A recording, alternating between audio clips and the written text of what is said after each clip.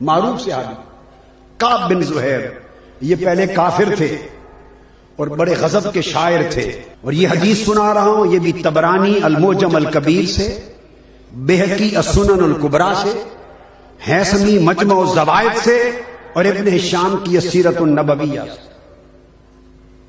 شاعر تھے اور معاذ اللہ اسلام کے خلاف اور حضور علیہ السلام کے خلاف شعر لکھتے تھے، حجب کہتے تھے، آقا کے خلاف، کافر جو تھے اسلام کے خلاف۔ تو صحابہ کو بڑا غصہ تھا اور آقا بھی خفا تھے، بڑے ناراض تھے۔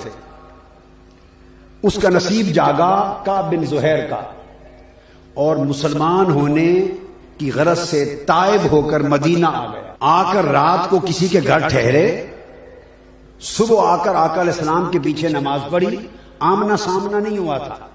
نماز پڑھ کے کسی سے پوچھا حضور کون ہے صلی اللہ علیہ وسلم، انہوں نے فرمایا یہ آقا بیٹھے۔ آقا علیہ السلام کے سامنے آ کے بیٹھ گیا، اپنا ہاتھ حضور کے ہاتھ میں دے دیا اور پوچھا یا رسول اللہ، کعب بن زہیر حضور کی بارگاہ میں توبہ کر کے مسلمان ہونے کی غرض سے مدینہ آیا ہے، اگر آپ اس کو معاف کر سکتے ہو اجازت دیں تو اسے بلا کے آپ کے پیش کر دوں۔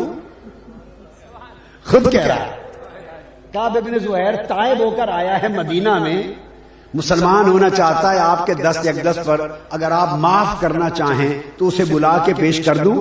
حضور نے فرمایا ہاں اس کو معاف کرتا ہوں، لاؤ۔ جب آقا نے فرمایا اس نے کہا حضور میں خود کعب بن زہیر۔ ایک انصاری صحابی اٹھے، عرض کیا یا رسول اللہ اجازت دیں میں دشمن خدا کی گردن اتار دوں، تلوار نکال دوں، گردن اتار دوں۔ آقا نے فرمایا چھوڑ دو، یہ گزشتہ حال سے توبہ کر کے آ گیا ہے۔ اب اس نے فوری عرض کیا حضور ایک قصیدہ لکھ کے لایا ہوں، اجازت ہو تو نعت پڑھ دوں حضور کی۔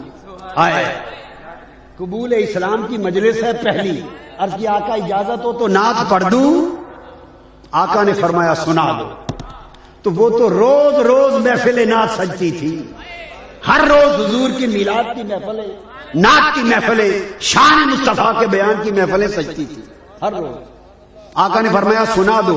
اب اس نے نعت پڑھی، اس کو قصیدہ بانت سے عاد کہتے ہیں۔ شعر کا ترجمہ یہ ہے جب یہ شعر پڑھے کہ مجھے خبر دی گئی ہے، مجھے بتا دیا گیا ہے کہ بے شک رسول اللہ نے میرے لیے سزا کا حکم سنا رکھا ہے کہ جو کعب بن زہیر کو پکڑے سزا دے، مجھے خبر پہنچی ہے مگر میں تو حضور کی بارگاہ سے معافی کی امید رکھتا ہوں۔ اور پھر کہتا ہے بے شک یہ رسول نور ہیں، ان الرسول لنور، بے شک یہ رسول نور ہیں اور ان سے نور اور روشنی حاصل کی جاتی ہے، اور یہ اللہ کی شمشیروں میں برہنہ شمشیر ہیں جو کفر و شرک کا خاتمہ کر دے۔ اب حدیث میں آتا ہے ابن قانے روایت کرتے ہیں کہ جب اس نے یہ شعر پڑھا ان الرسول لنور، کہ حضور نور ہیں اور ہر کوئی نور ان سے لیتا ہے اور اللہ کی برہنہ شمشیر ہیں، آقا وجد میں آ گئے۔ وجد میں کیسے میں بتاتا ہوں، وجد میں آ گئے میرے مصطفیٰ، ایک کیف و سرور میں آ گئے، حضور جھوم اٹھے سن کر کہ میں نور ہوں۔ جب یہ پڑھا تو آقا نے اپنی چادر جو زیر تن کر رکھی تھی کمنی اتاری اور پھینک کر کہا جا کعب بن زبیر کمنی تجھے اپنی چادر عطا کر دی۔